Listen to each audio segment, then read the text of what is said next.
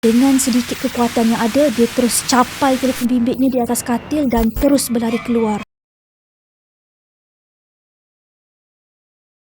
Cerita kali ini mengisahkan tentang Siti, seorang pekerja syarikat hartanah di Kuala Lumpur yang datang ke sebuah negeri untuk mengadakan sebuah program hartanah. Tapi untuk nama hotel apa yang dia menginap, biarlah aku rahsiakan. Rupa-rupanya bilik aku berhantu. Usai urusan daftar masuk di kaunter, Siti bergegas menaiki lift untuk menuju ke biliknya. Sebaik sampai di tingkat 13, dia terus menarik beg kecilnya sambil matanya liar memerhati nombor yang tertera di kiri kanan pintu bilik sepanjang laluannya ketika itu. Dia berhenti sebaik saja sampai di sebuah bilik di hujung koridor. Lalu dia memasukkan kad kecil yang dipegangnya dari tadi di lubang tombol pintu yang terdapat di situ. Setelah lampu hijau bernyala, tanda akses diterima. Terus ditolaknya pintu tersebut. Sampai pun. Siti menghela nafas lega. Dia letakkan bagasi berhampiran meja kecil di situ dan terus merebahkan tubuhnya ke katil. Baru saja dia ingin melapkan mata seketika, tiba-tiba telefon bimbitnya berbunyi. Bergegas dia capai telefon di meja solid sambil menjawab panggilan tersebut. Aku sampai dah. Baru je dalam setengah jam ni tadi.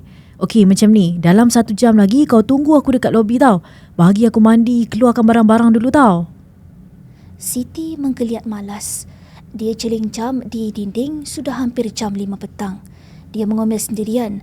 Baru saja dia ingin berehat, tiba-tiba rakan setugasnya, Mimi, pelawa dia makan malam sebentar lagi. Lantas, Siti keluarkan pakaian dari beg dan mencapai tuala untuk ke bilik mandi. Selesai menyukar pakaian, Siti bersolek ala kadar sebelum turun ke bawah. Sebaik sampai di lobi, dilihatnya Mimi sudah sedia menunggu.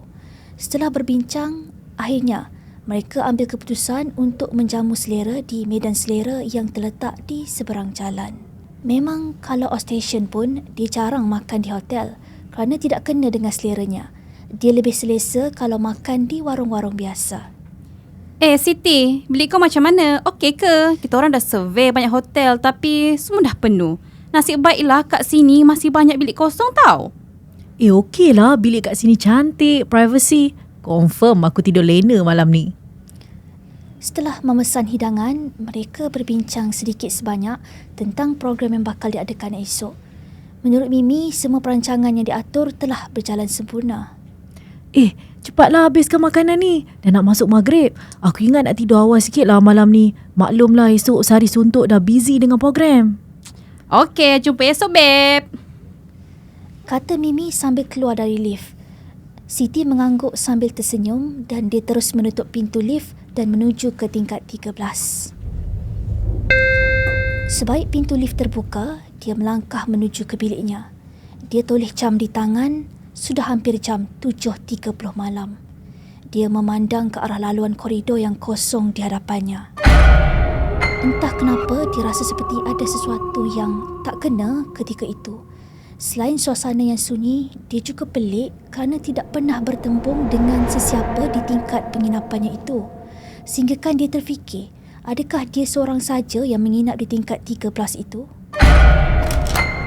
Sebaik masuk ke bilik, lantas dibukanya semua lampu. Dia memandang sekeliling. Hatinya berasa sungguh tak sedap. Macam ada sesuatu yang tak kena di situ. Matanya liar memandang sekeliling. Akhirnya dia capai tuala dan terus menuju ke bilik mandi untuk cuci muka. Tiba-tiba, darahnya tersirap. Jantungnya berdebar kencang. Langkahnya untuk menuju ke bilik mandi tiba-tiba terhenti. Matanya tertumpu ke arah sudut kecil berhampiran katilnya. Jelas kelihatan sebiji bola tenis yang entah dari mana datangnya sedang melantun-lantun di situ. Seolah-olah ada seseorang yang sedang bermain dengannya. Siti terkejut. Dia jeling ke arah pintunya yang tertutup rapat. Bola tenis berwarna hijau tersebut masih lagi melantun-lantun di hadapannya. Siti menggigil ketakutan. Jantungnya sekali lagi berdegup kencang bila televisyen yang berada di hadapannya terpasang secara tiba-tiba. Dengan sedikit kekuatan yang ada, dia terus capai telefon bimbitnya di atas katil dan terus berlari keluar. Sedang dia bergegas menuju ke lift yang berhampiran, hampir 100 meter di hadapannya, Siti perasan bola tenis yang di biliknya tadi itu turut keluar sama bergolek dari pintu yang terbuka. Dengan wajah yang pucat lesi dan takut, Siti terus tekan butang lift bertalu-talu.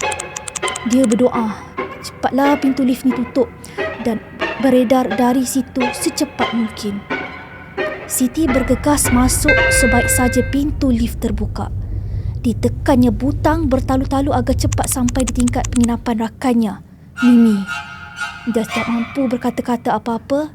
Peluh sudah lenjun membasahi tubuhnya ketika itu.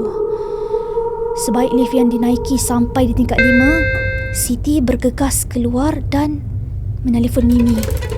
Mimi yang tahu ada sesuatu yang tak kena dengan rakannya itu lantas keluar menunggu di laluan biliknya. Dia menjerit sebaik ternampak Siti. Terus Siti berlari mendapatkan rakannya sambil menangis teresak-esak. Telan air Mimi bila mendengar cerita Siti malam tu. Malam tu Siti minta izin tumpang tidur di biliknya. Dia masih tak lagi berani untuk naik ke biliknya di tingkat 13. Malam tu memang dia tak dapat lelapkan mata. Fikiran dia masih lagi terbayang tentang apa yang terjadi sebentar tadi. Patutlah di tingkat bilik penginapannya tak ada seorang pun yang menyewa. Rupa-rupanya bilik di situ berhantu.